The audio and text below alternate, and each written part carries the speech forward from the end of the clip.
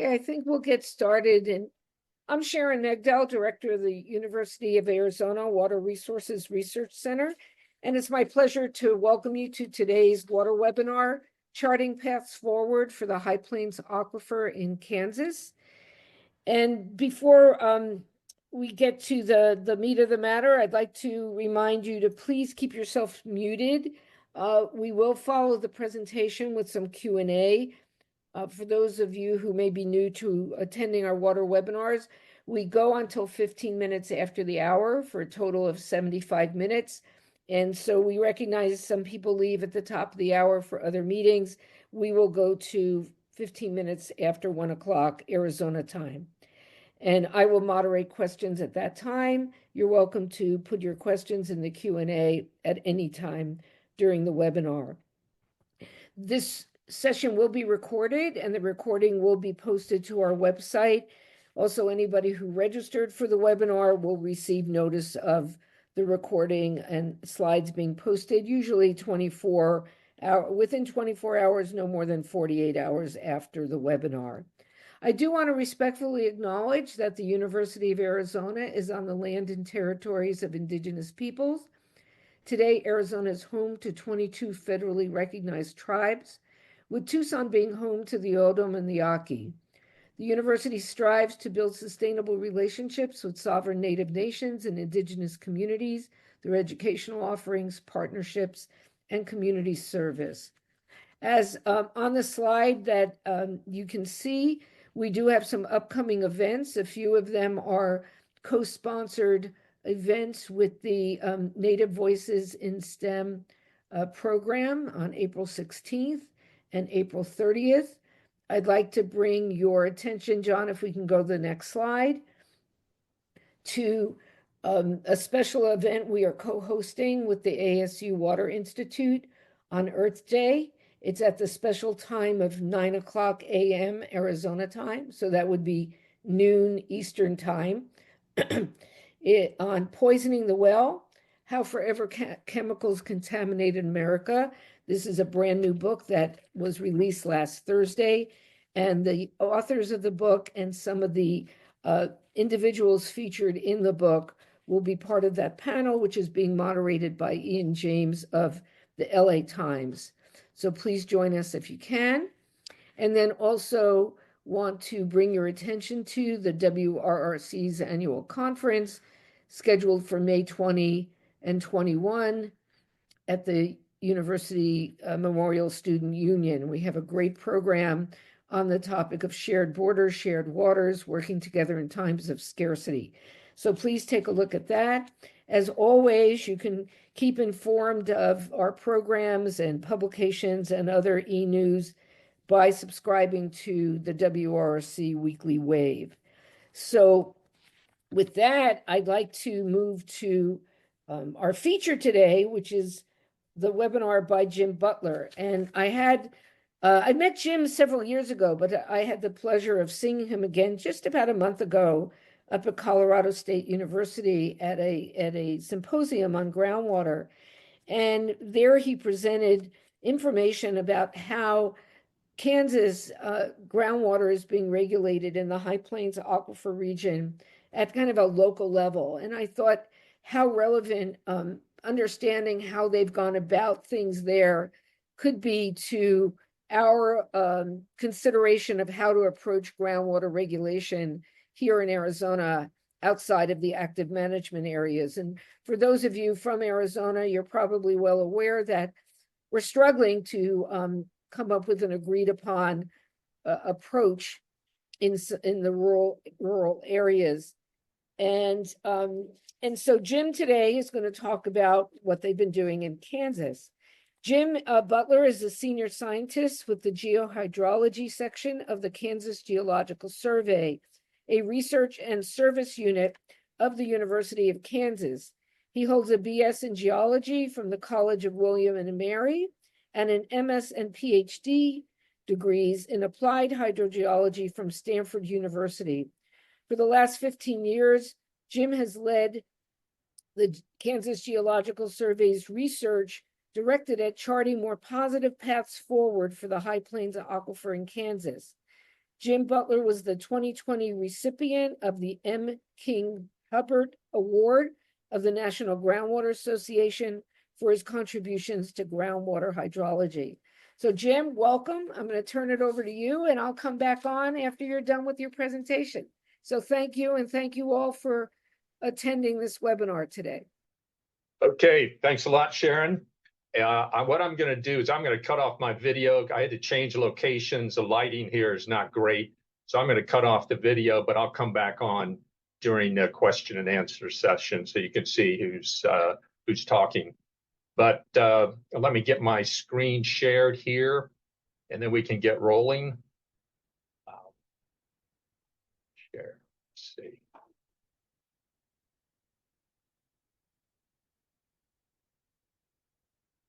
So are we looking at, no, we're looking at the, hold on. So are you now looking at the slideshow? Yes.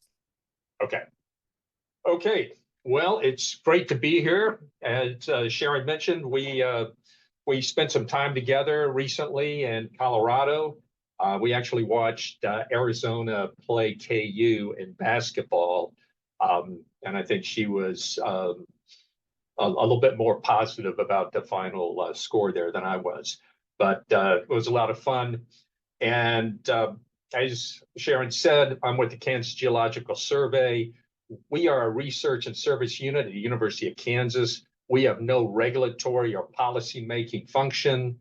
I would say our mission, when you cut to the chase, is to provide a sound scientific foundation for decision-making on natural resources issues within the state of Kansas.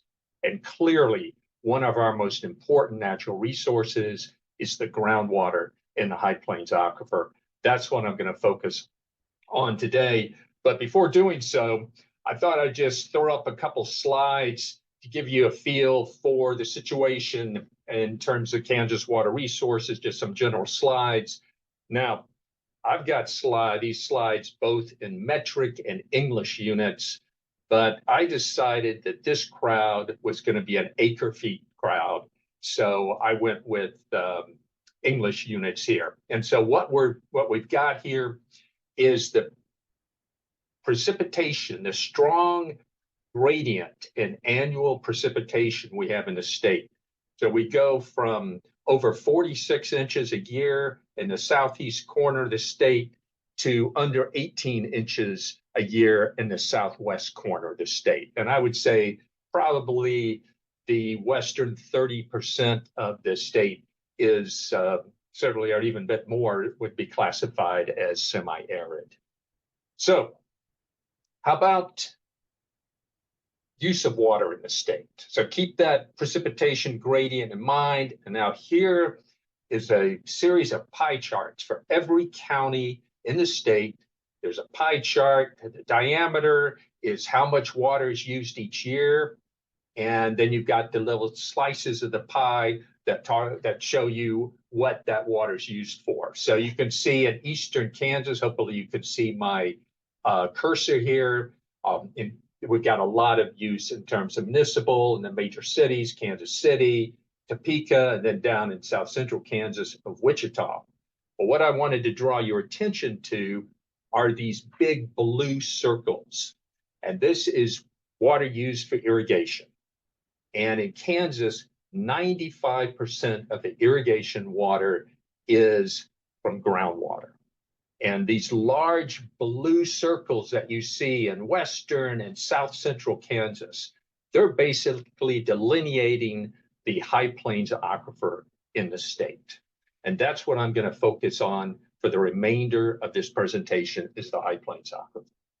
And I think most of you are aware, High Plains Aquifer extends over 8 states in the central U.S., one of the world's largest and most important regional aquifer systems.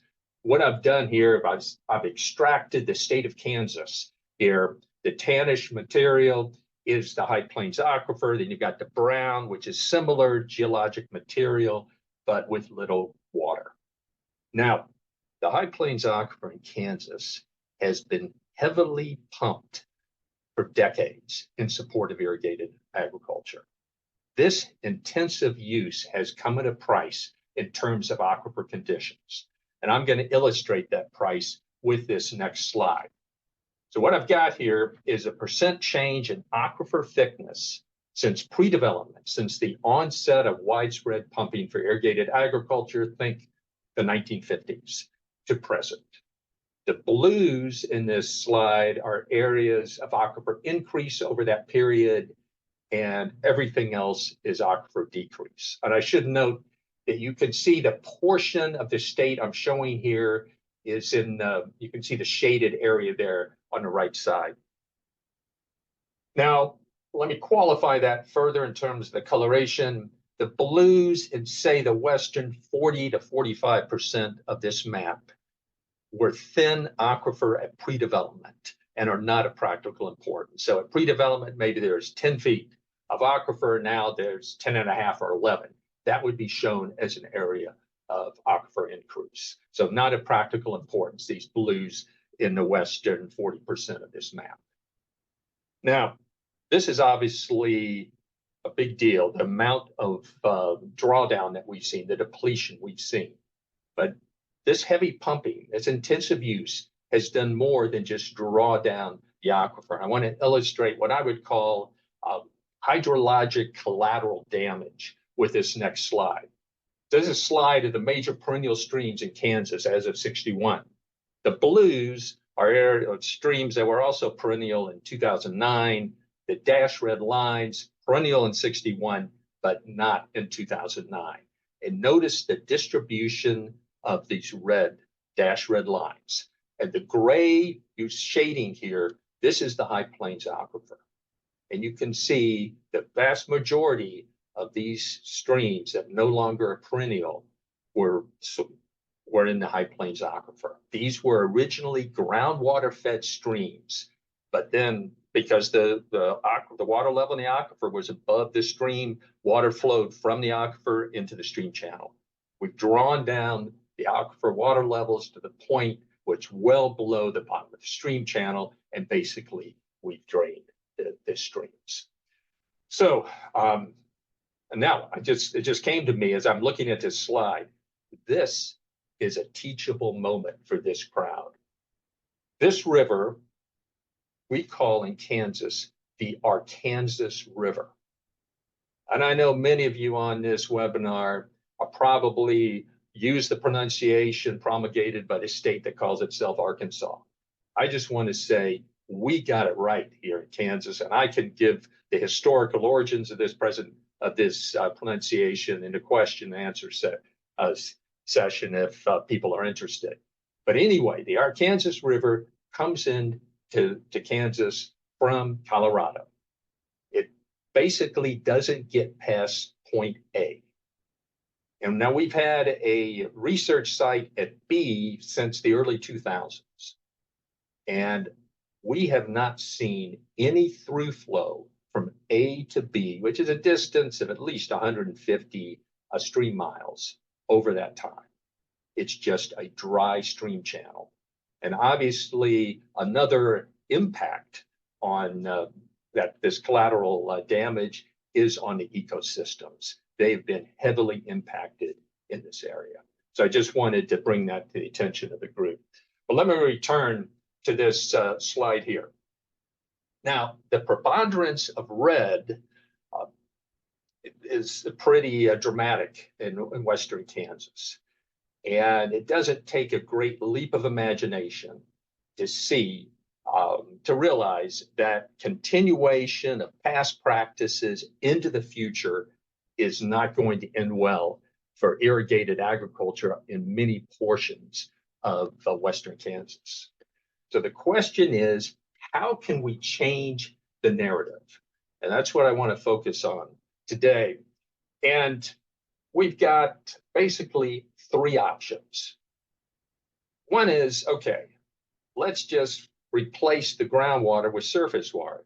The problem is, as I showed in the previous slides, there's no surface water to be had in western Kansas. So now we're talking about long distance transfers, and that's not going to happen to grow row crops.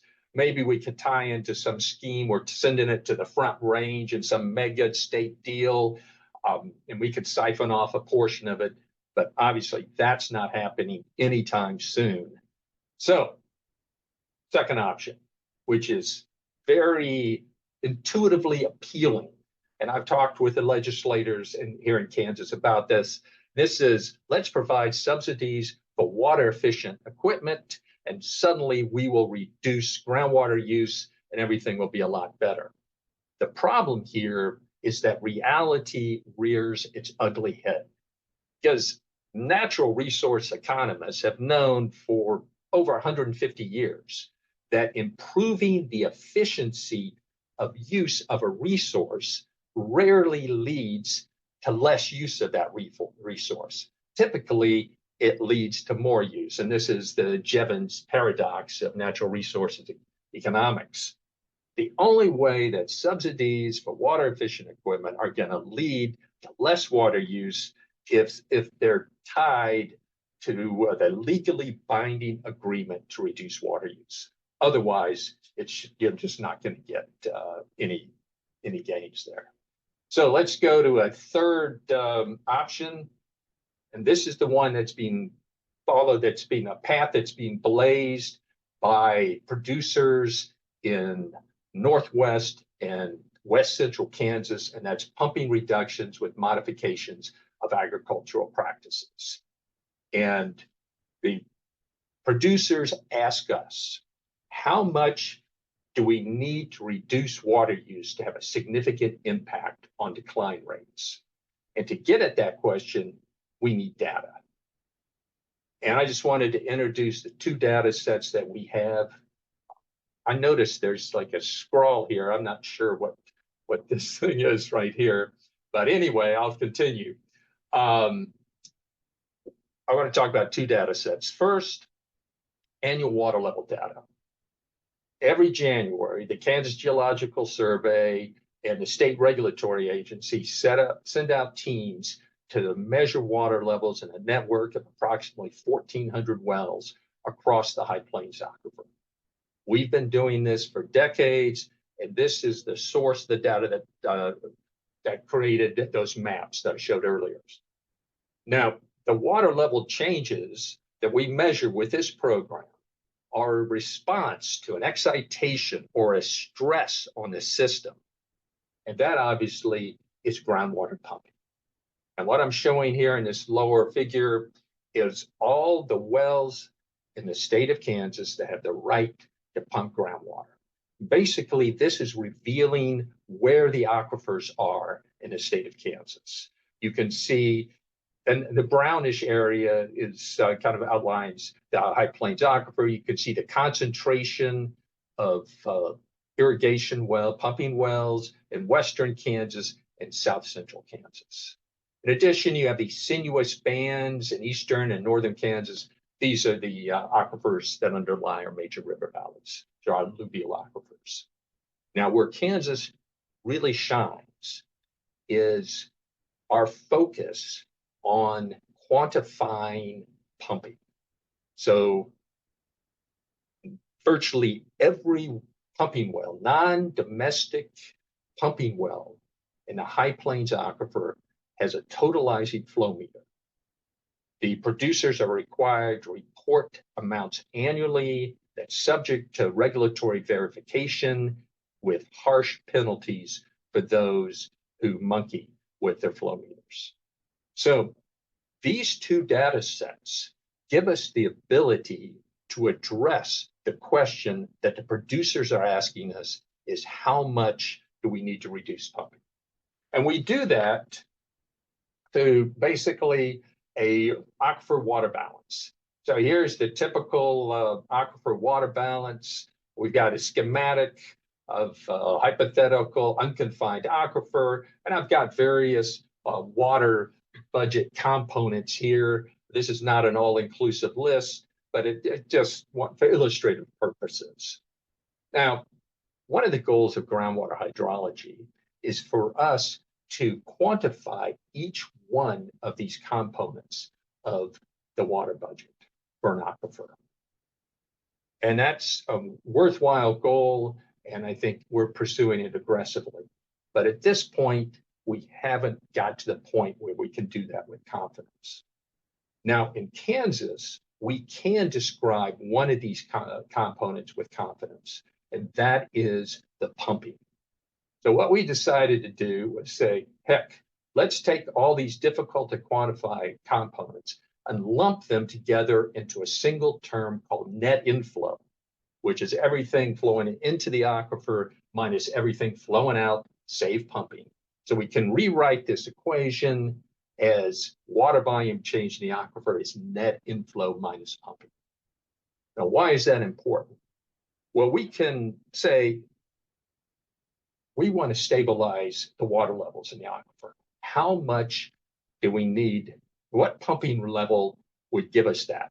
So that would mean the left-hand side of this equation is 0. So net inflow is going to equal to the pumping at stable water levels, or what we call Q stable. And our ability to take those two data sets that I showed and estimate the pumping that would produce stable water levels over, say, next several years to a few decades is very powerful. And it's a simple approach that we use with a strong theoretical basis, and it ends up with a plot. But I'm just going to give you an illustration so you can get a feel for what we can do with these types of data. We plot, this is average annual water level change on the y-axis. So we have a certain area, and this is the average water level change over that area. Then we have annual water use there on the x. That's the summation of all the pumping wells in that defined area. So each one of these points is a different year with the water use for that year and the water level change for that year. And I'll come back to this plot at near the end and put in the dates and everything. But this is, I believe, 21 years of data here. And notice the linear nature of this plot. And that would be predicted from theory if that net inflow is stable with time, which certainly appears to be throughout the High Plains Aquifer in Kansas. Now we can go in here and we can fit a best fit line to the data, and then we can estimate this Q stable, this net inflow, directly from the intercept over the slope of this line. Now we can also just go up here to where it's the 0 water level change and just project a line over to that best fit line and then down to the x-axis. It's the same deal.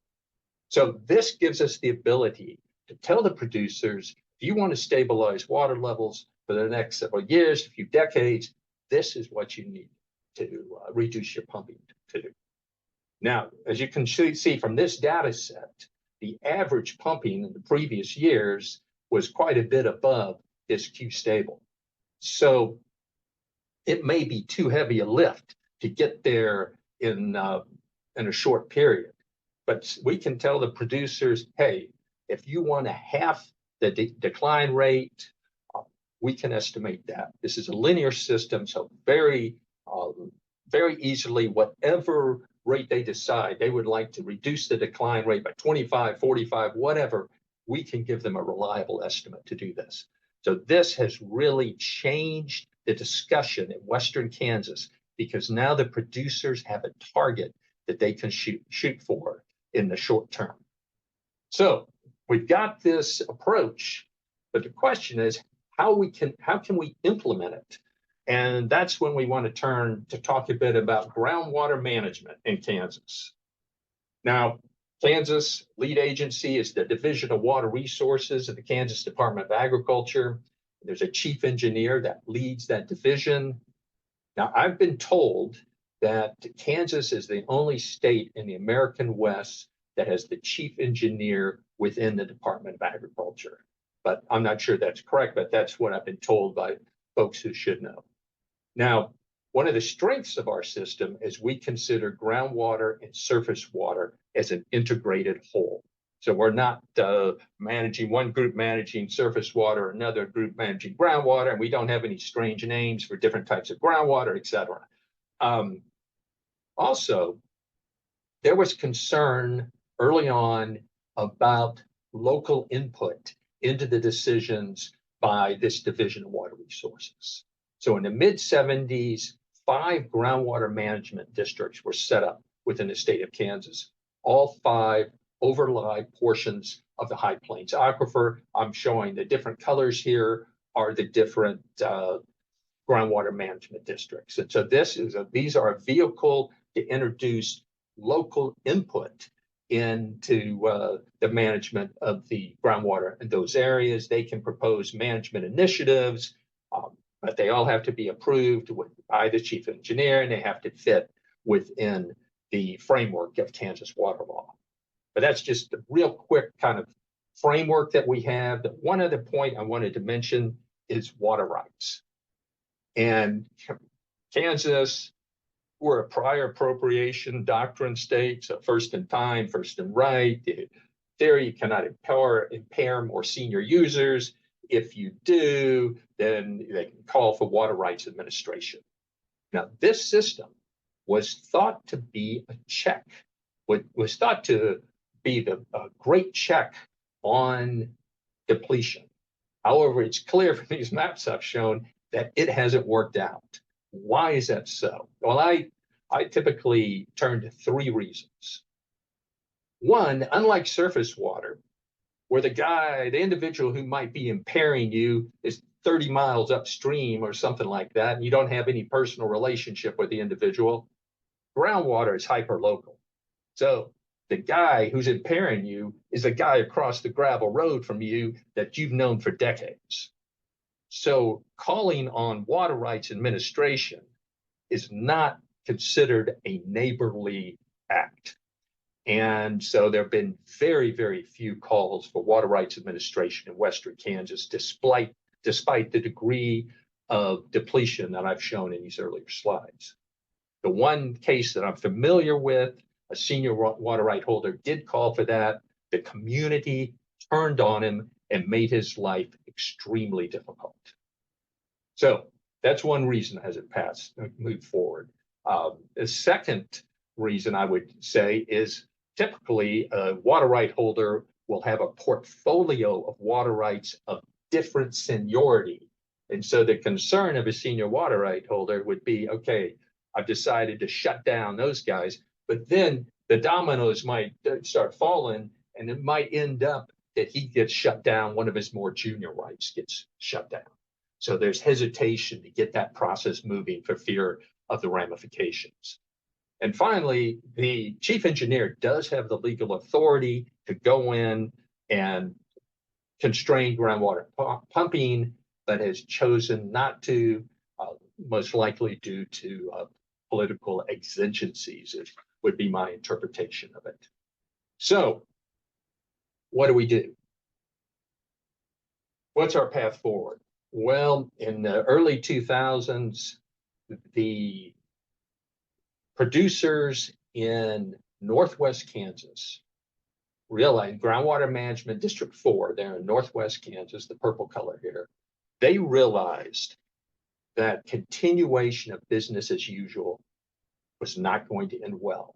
So they pushed for new frameworks, for new management options that would encourage groundwater conservation. So they worked with the regulatory agency, the legislature, the governor's office, and what resulted was these groundwater conservation area programs. And I'm just going to focus on one here, and that's the Local Enhanced Management Area Program, or LEMA program, passed by the legislature in 2012. Later in 2015, there was a Water Conservation Area Program, or WCA. And both of these, essentially the same idea. Local Enhanced Management Area programs are larger scale than the WCA. Basically, what the program is, it's a combination of a grassroots developed plan. So irrigators in a defined geographic area get together and say, hey, let's reduce water use by X%, so to prolong the lifespan of the aquifer, give our kids and grandkids an opportunity to have the same lifestyle, a variety of reasons.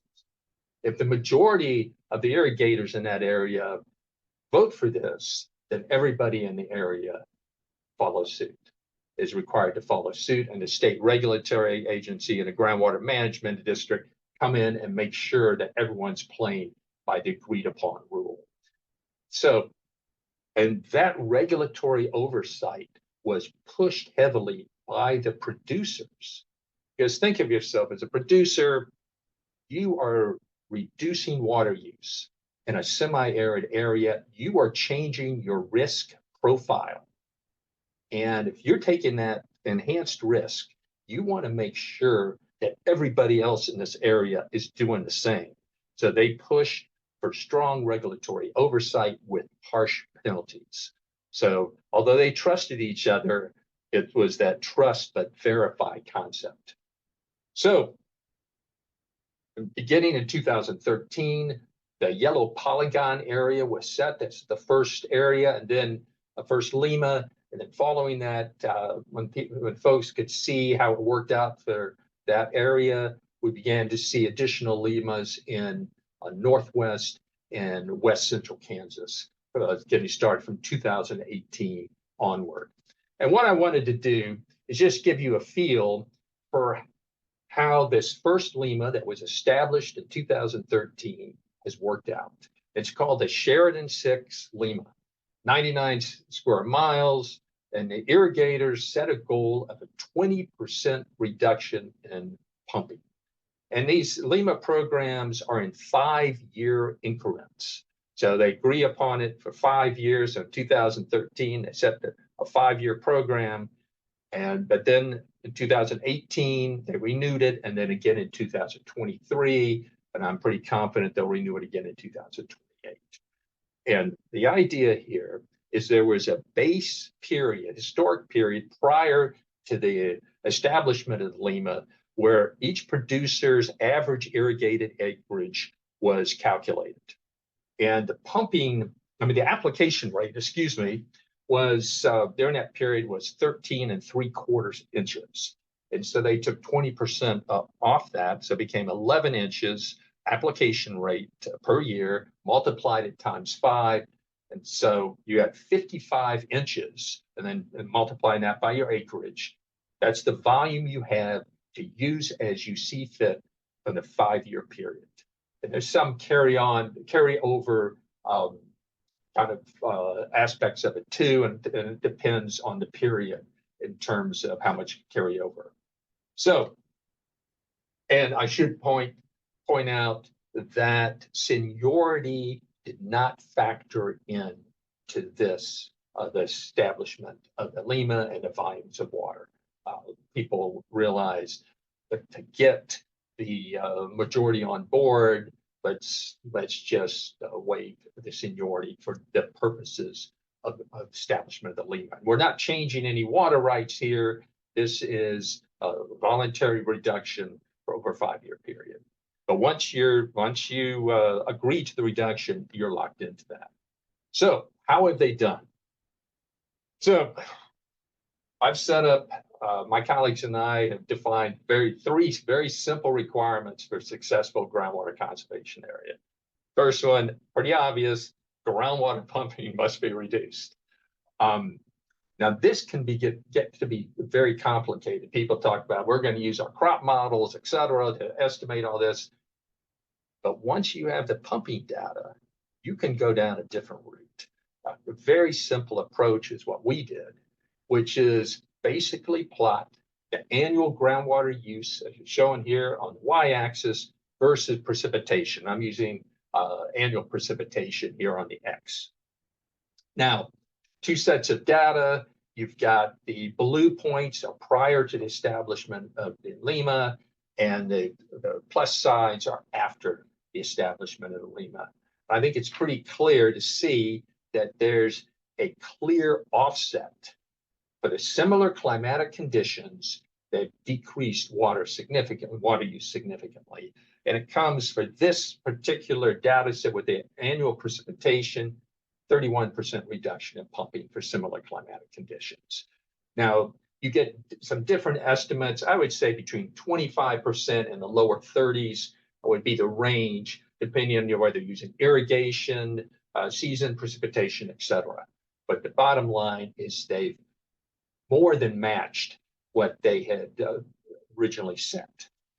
And another thing I wanted to point out here is notice the difference in the spread. There's a lot more noise in the pre-Lima data than in the Lima data. And this is a reflection of the use of precision ag, soil moisture sensors by producers. Those tools, as irrigation efficiency equipment, can be very important, play a very important role in getting you to the goals here. And notice also there's a difference in slope, with the red dashed line having a greater slope than the pre-Lima period. And this is consistent with what the producers told us, that they realized they were using too much water in the wet to average year periods. And so those were areas they could really reduce the water use and still do quite well. So they have met the first requirement, but of course, why are they doing it? Why are they reducing pumping? They're reducing the pumping because they want to reduce the water level decline rate. So how have they done in that respect? Well, similar plotting approach. You've got the average water level change there on the y-axis, annual precipitation there on the x. Again, you have two sets of data with an offset. In this case, the Lima data lies above the pre-Lima data because of the you're getting less of a water level decline rate during the Lima period. And in this case, they've reduced the water level decline rate by about 62%. Now, these are much noisier plots because we're basing it on a relatively small number of wells. And early on, there was only one measurement a year per well. So the pre-Lima period has a fair amount of noise. Since then, we added more wells and we take multiple measurements to make sure that we have a good handle and we're not getting confounded by measurement errors. But it's clearly met this goal, that reduce the decline rate. And so what's the third requirement? That is, it must be economically viable. Otherwise, none of this is going to pan out. And I'm not an economist, but the agriculture economists at Kansas State University and the producers themselves tell me that they're now making just as much money as before in terms of the net, not in the gross, but in terms of the net. They are making just as much, if not more money than before. The reason is they took the yield, they have a yield penalty because they're putting less water on the crops. But they're making up for that because less inputs. And most importantly, the most important factor here is the less groundwater pumping, because the depth to water here is like 180 to 200 feet below land surface. So that's a big lift. So they're able to reduce pumping 25 to 31, 32%. They can save a lot of money. And so that is an important element of their ability to make these economically viable. And so that proof of economic viability really helped generate enthusiasm for additional liens. However, I'm now going to return to the plot I showed earlier now with all the dates put in. This is the plot where we estimated I showed how to estimate Q stable and net inflow. Plot average water level change here, annual water use. This is for the Lima. And you can see the data fall on this linear arrangement, which indicates that net inflow has not changed over this period. And you can see how the Lima data have been shifted upward with respect to the pre-Lima data. Prior to the establishment of the Lima, they were losing about 17 inches a year. And now they're losing about 6.5, but they're still losing 6.5 inches a year. To get to Q stable, to get to stable water levels, they would need to reduce the annual pumping by another 19%, because this was an intensively pumped area. So it required a significant reduction in pumping if they're going to stabilize water levels. But they have significantly reduced the decline rate and thereby extending the lifespan of the aquifer. And we're hopeful in the next renewal of this LEMA that they will be able to add on to reduce, set a higher goal, so begin to get closer to the Q stable. Because we know with time that this Q stable is going to decrease. This net inflow is going to decrease with time because we are changing conditions and we're pumping less, and the aquifer is going to eventually respond to that less pumping. We don't know the timing of that, but we know it will eventually happen. And when that happens, net inflow will decrease, and so then the Q stable will decrease as well. And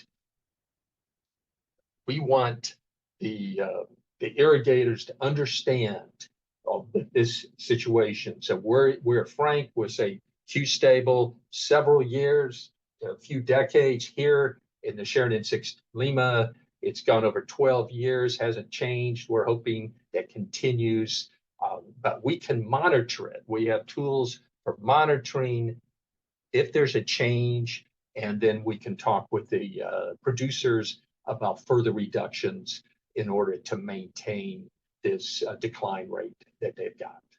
So they've made great progress, but they have not stabilized water levels, but it's a heck of a lot better than it was. So just in review, the key requirements for successful groundwater conservation area, we've gone over them, and these, if we can expand these groundwater conservation areas into Southwest Kansas, we think it will have a significant impact on the High Plains aquifer, significantly extending the lifespan of the resource, and perhaps with different crop mixes, et cetera, will extend it well into the next century. We'll just have to see how that works out. You've got climate change on the horizon. That's going to make it difficult, obviously, for corn when the temperature gets too high. But there are other crop choices that could be made. So with that, I think I've spoken long enough.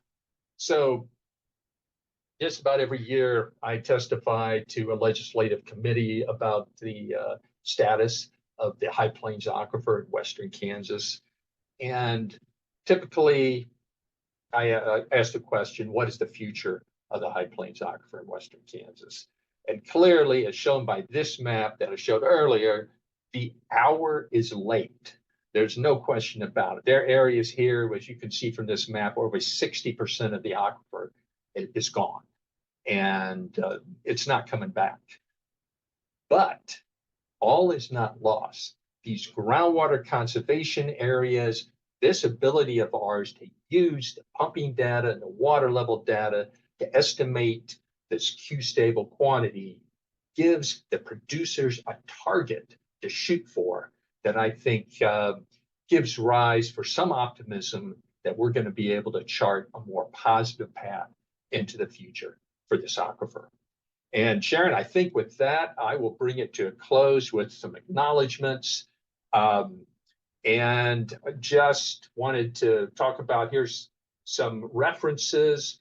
And I think I've sent, this is a public information circular that we update periodically that I've sent. It should be attached to the website with my presentation. This is a more lengthier report that we have every 5 years or so. We do a status of the High Plains aquifer.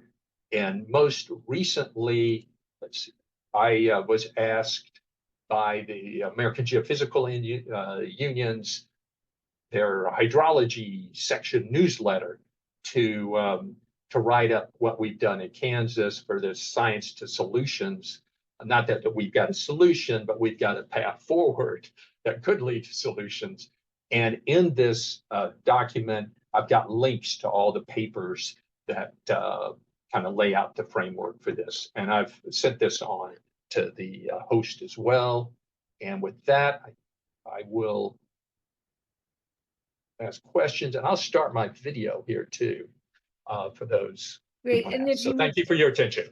Great, thank you, Jim. And if you would stop sharing your screen, that would be helpful too. And I will do that in slideshow if I can figure out how to do that. I am not as Well, you did that when before we started. I think you need to find a little red thing that says stop share. It yeah, might be. I know. I'm looking for it. There it is. I've got it. Oh, drop down. It's Oh, he's got it. okay. I think he found it. Good. And we I've won't got ask it. you to go back and show your slides again. So, but we will post your slides. I know we have permission to do that, and so people can go back. And so thank you so much for that great presentation. There are several questions in the chat, and please, we welcome some others. I want to ask you a question that might help with getting at some of the other answers, Jim, and that is, you said that 95% of irrigation is from groundwater, but can you tell us a little bit about what these areas are like in terms of, are there cities? Is it mostly irrigation? Because there's a question about what percentage of the groundwater is used for domestic purposes. There's also a question about using treated wastewater for irrigation. And of course, you've got to have the treated wastewater in order to use it. So could you say a little bit about kind of what the areas look like in terms of irrigation as a percentage of overall water use? Are these small rural communities? Are there cities? If you could share a little bit about that.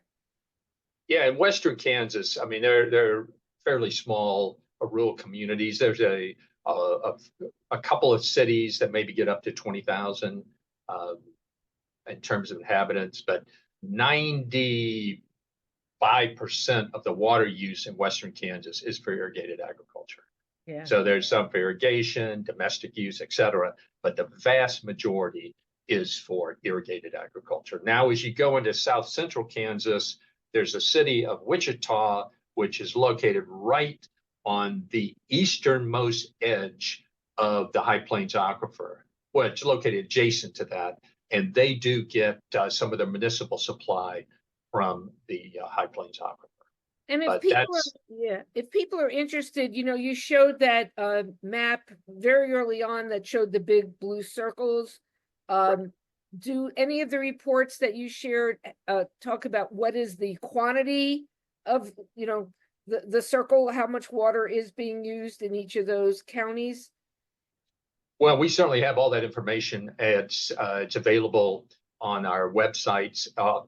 The update report, the 2023 High Plains Aquifer update that I showed there, that will have it certainly by groundwater management district. So they break it down by on that basis. But that's all available. If people are interested, we certainly can provide that. Yeah, and that's great, just so people know they can find it if they want to look for it. And so the first question did have to do with using treated wastewater for agricultural purposes. In California's, they do that in some areas. They do high level treatment with reverse osmosis. Is there reuse of treated wastewater for agricultural purposes in Kansas? I'll ask it as a very general question. Well, in Western Kansas, the city of Garden City, which is the largest city in Western Kansas, they do have a program where they treat their wastewater. They'll use it in parks, and they also have injected it into the High Plains Aquifer south of the city. There's a problem with the quality of the water that's coming across the Colorado border. It crosses the border, and I think it's twice the EPA standard for uranium. So it presents a threat. And so they're trying to put up a groundwater mound there to prevent this water from getting into some of the city wells. So they have used that as well. Yeah. I mean, there's a lot of talk about using, the water that comes out of petroleum wells, I mean, in Kansas, it's like 90% of the water, 90+% of the water that's of the fluid that's pumped out of a petroleum well is salt water. And so they've talked about doing something with that produced water, but that's still that's not really being utilized at this point for irrigation or anything, but maybe in the future. Great, thank you. And I think your question about the percentage for domestic purposes was answered. Here's a question about whether the agricultural community in Kansas supports the data collection program, or are they suspicious of the state collecting basic groundwater data from pumps and wells? No, there's a lot of enthusiasm for our programs. For our water level program, our measuring the water levels in wells, most of the wells that are in that among those 1,400 wells are privately owned wells. Most of them are irrigation wells. And we're taking measurements in January because they're not running. And the producers are very interested in where things stand with the water levels and the water use. People understand that things are going south here with the High Plains Aquifer. If we're going to be able to define some paths forward, we need to know how much we're pulling out of this thing. How can you manage a resource that you just don't know how much you're using of it? So my predecessors in the water resources community did a great job in working with the legislature to institute this water use monitoring. And it's an incredibly important data set for us. And this approach that I show, where you're plotting these things on XY plots, very transparent approaches. The producers, they get it. They can see what's going on, what we're doing here. And there's a lot of enthusiasm for the approach. For so long, folks have said there's nothing that can be done. And what we're saying is, hey, there are some steps that can be taken to prolong the lifespan of this aquifer. And that is given, I think, some reasons for folks to be optimistic, guardedly, let me rephrase that, guardedly optimistic about the future. Yeah, and I had a related question to that, in that you mentioned earlier that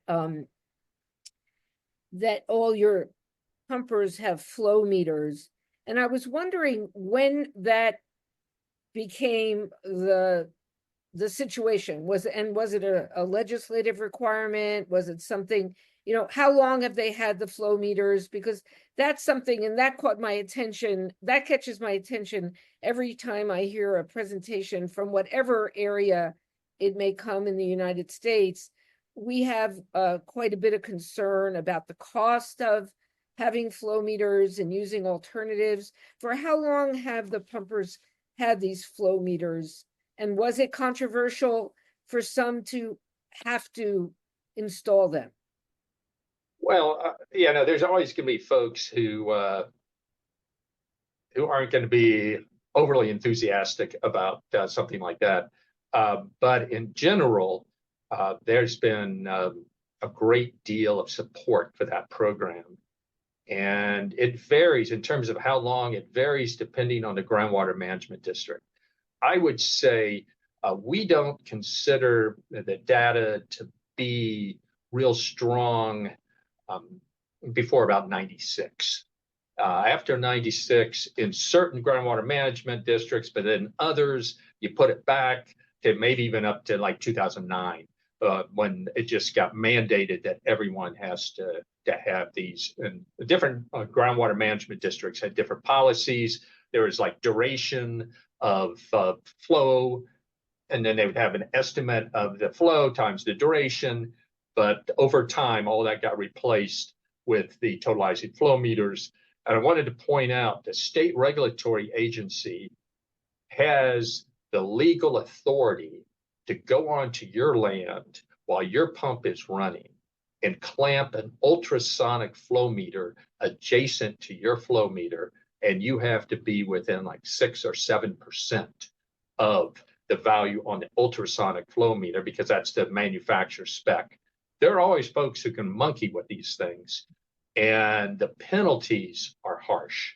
I mean, you can't take a water right away, but there's financial penalties, and also there's suspension of water rights. So a suspension of a water right in a semi-arid area is a big deal. Well, yeah. I'm going to come back to a question about precipitation, but I want to keep on this just questioning about opposition and feelings about these things, because that's what we're grappling with to some extent here in Arizona. And there's a question about, has there been opposition to the adoption and enforcement of the LEMA from the agricultural stakeholders? And if not, why? And if yes, how does Kansas manage the opposition? Well, it was interesting. In the Sheridan 6 LEMA, the vote was a public vote. You had to stand up and say how you voted on this. And there was very strong inspirational leadership from the producer community.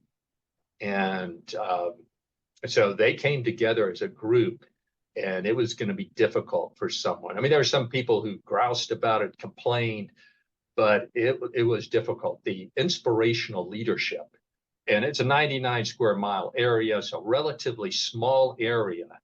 And that's when these, I think these kind of groundwater conservation areas can really be effective, when you have relative homogeneity in terms of producer practices, attitudes, and the aquifer itself. I think that makes a big deal. As you go larger, you're going to have more opposition because of the different settings that folks are facing. But there have been legal challenges that have gone to the state Supreme Court and were not successful.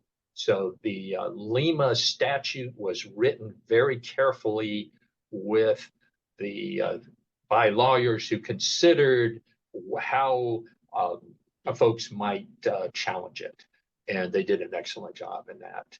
And the area in southwest Kansas, they have not adopted the local, these LEMAs, and they've been banking on an aqueduct from Missouri, take the water from Missouri and northeast Kansas and send it across the state.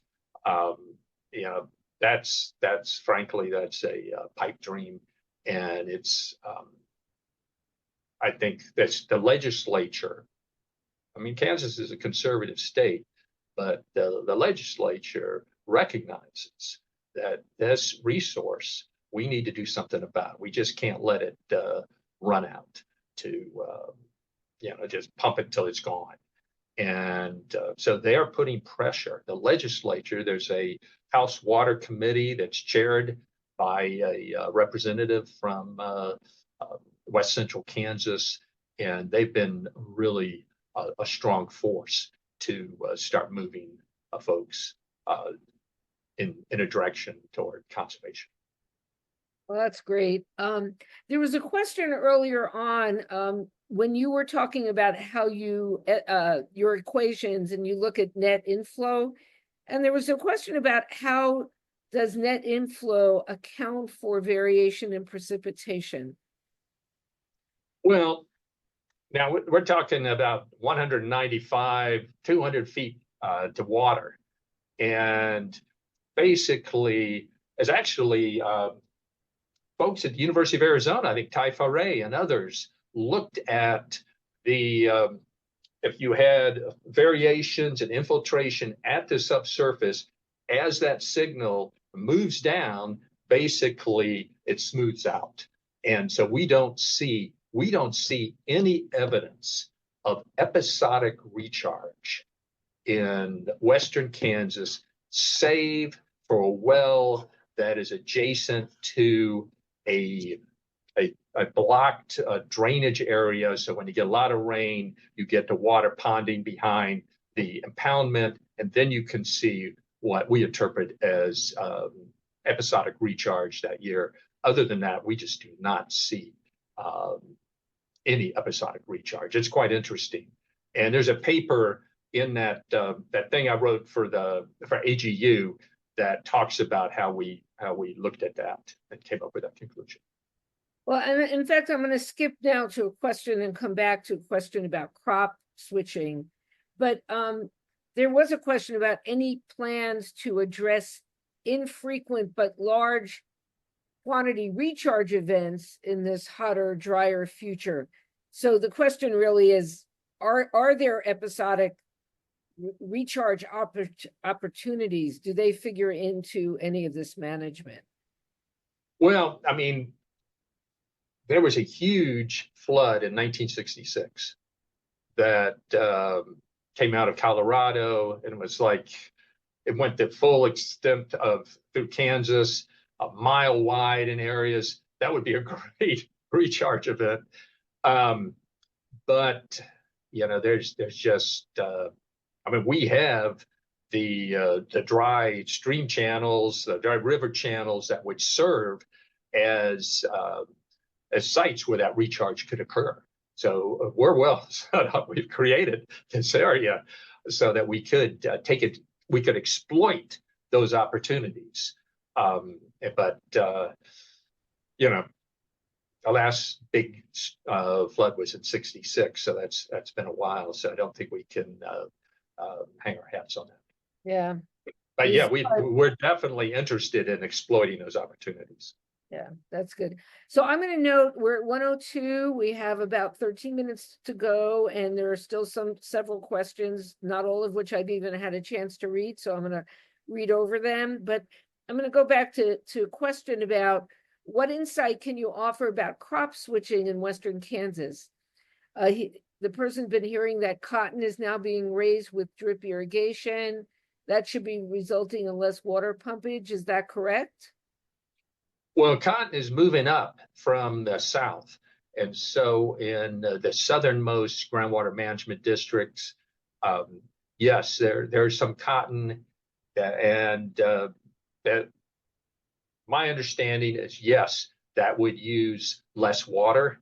It's, of course, the producers have to kind of change out the way they're doing things because the equipment that you would use for cotton is quite a bit different from what you'd use for corn, et cetera.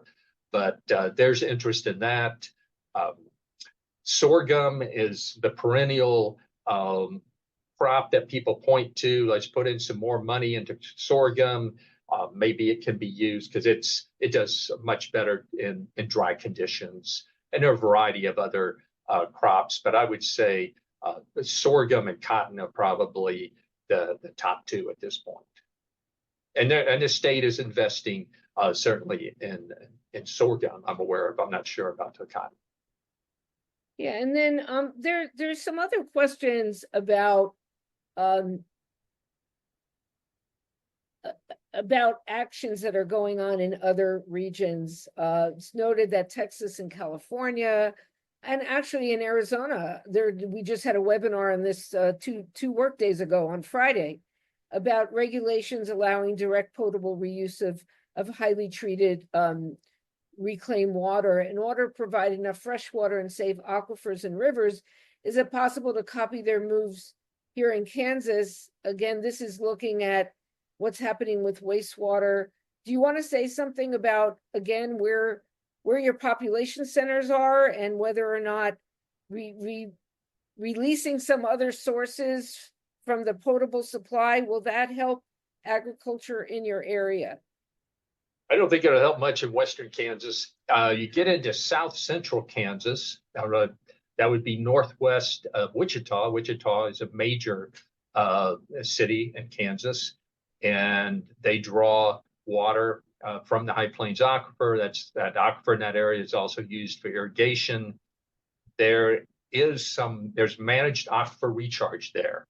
So there's a river called the Little Arkansas River, not the Arkansas River, but the Little Arkansas River, where if the flows are above a certain amount, then They can take that out, treat it.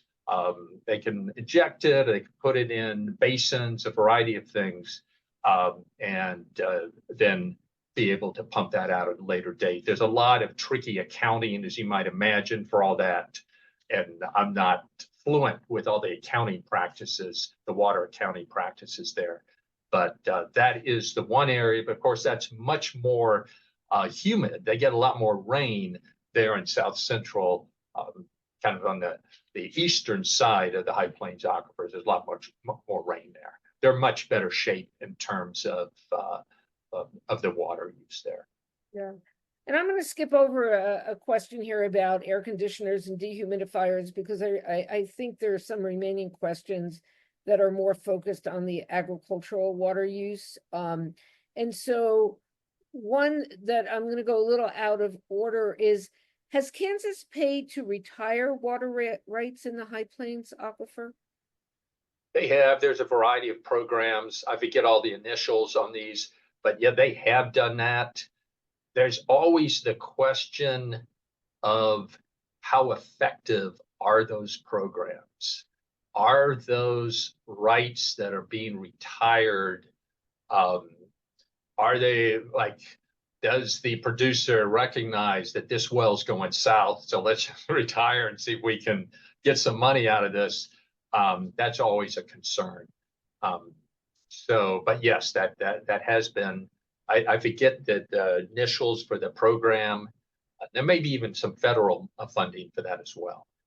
I'm just not as up on that, but I think the main effort in the state is to work with these grassroots-driven approaches for water conservation. I think the feeling is those should be more effective. Yeah, and there was a question here that I think this came up with a question about drip irrigation and, you know, your response about sorghum, and just in general, there's a question about what research topics or policies are underway to reduce irrigation intensity, you know, the reduce the need for groundwater supply. I'm assuming that's ongoing, but this specifically asks about, you know, is there research going on? You know,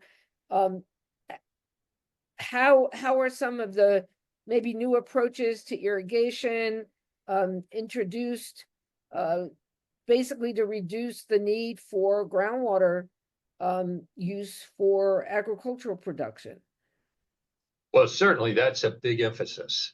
And that's not our emphasis at the Geological Survey, but Kansas State University has a very active program. And they have these, you know, they have got their extension group, and they've got these offices, farms, research farms that they have in western and south central Kansas. Also, they're what we call technology farms, where producers themselves using new technologies, and then they have these field days where people come together, and the local community comes out in terms of the producers to see the various tools that are being used. So there's an active effort to get the word out about various options. There's like a community technical school in Northwest Kansas where they have a program in irrigation technology where they're training people to utilize the latest kind of measures to use water as efficiently as possible. So that's certainly a big emphasis. Yes. And somebody asked, and I'm not going to ask you to answer this on the spot because we're almost out of time here, but maybe indicate if one of your references, or maybe you can provide another reference that talks about the geology of the aquifers. You know, are they fairly uniform thickness or not? Are they Cretaceous sediments? The person was talking about how we have, you know, a lot of basin and range sedimentary basins, as much as 12,000 feet thick, with a lot of dry wells. Is there a good source for someone who would like to learn more about the actual geology of the area? Sure, we have a variety of sources. That public information circular that I pointed out there that will be posted with my presentation has some basic geologic information. Basically, the High Plains Aquifer, it's unconsolidated. It's basically erosional debris from the ancestral Rocky Mountains. And we've got underlying it is the Pierre Shale there in northwest Kansas, which is basically impermeable. And below that, the water quality just isn't very good. So the High Plains Aquifer is our primary source. We do have some Cretaceous. We got the Dakota Aquifer in a portion of the state. But again, you've got water quality concerns there because the salinity can be quite high. But yes, we have a variety of references. If folks are interested, they certainly could just drop me a line if they want further information. Great. And I should say, we're exploring that further. We've now got this airborne electromagnetic or AEM surveying that we're doing of the High Plains Aquifer. And one of the first results is the bedrock surface upon which these sediments were piled on is not a flat surface. There's a lot of topography there. And so there are winners and losers in terms of, you just happen to be in a trough there, you're going to have 100 feet more aquifer than the guy a quarter mile away. Right. Great. I think I'm going to end with maybe a variant of a question that came from Peggy about, you talked earlier about homogeneity, and I thought you said homogeneity of situation. She heard you say attitudes, whichever it is. The question of kind of the farming community, are these a lot of family farms? Are there big, large scale industrial farms? Is it a mix? And is there, homogeneity of viewpoint? I remember, Jim, we were at a workshop in Golden, Colorado at Colorado School of Mines several years ago, right? I think that's where we first met, where they showed a documentary about different viewpoints for the Ogallala Aquifer in Texas, not Kansas. And there were widely divergent viewpoints. So if you could say a little bit just about kind of the agricultural community, do they tend to have similarity of attitudes? Are they family, non-family, a mix, and so forth? And after that, I think we'll be done and we'll close the webinar. Well, I think that Sheridan 6 area, there are a lot of family farms. And elsewhere, I mean, I would say that there's not well, it depends on where you are. I think that the corporate farms are coming into play. And with the economic situation, the farms are getting larger. The smaller stakeholders are being bought out.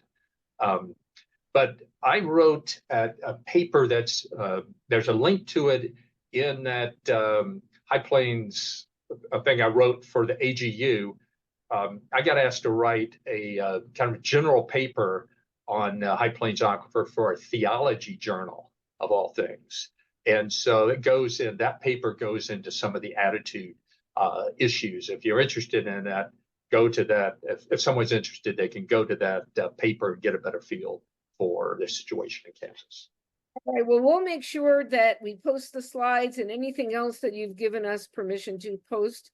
And Jim, I want to thank you for spending this time with us, sharing your wealth of knowledge and experience, and lots of thanks in there, and appreciation for sharing the information. So I want to thank you, Jim. I want to thank everybody who joined us today and wish everybody a good rest of the day. Thank you all. Well, thank you, Sharon. It's been a real pleasure. Thank you. Take care.